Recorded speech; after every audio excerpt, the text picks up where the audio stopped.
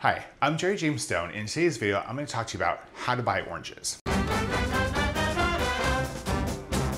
Okay, so the first thing that might seem obvious is it should be orange.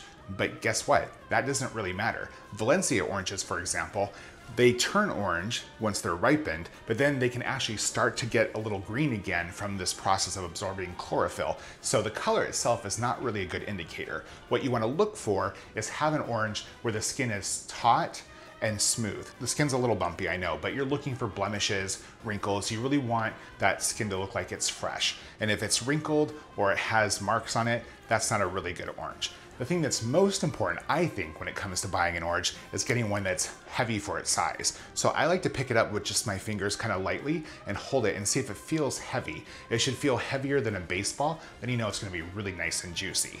Now, while you should store oranges in the refrigerator and not the counter, the important part for getting the best tasting orange is to take it out of the fridge and let it come to room temperature before you enjoy it. And that's how you buy the best oranges. If you like this video, hey, give me a thumbs up. If you like to cook like I do, subscribe. I release new videos every single week. And if there's something that you want to see or know, drop a comment below. I'll see you guys next time.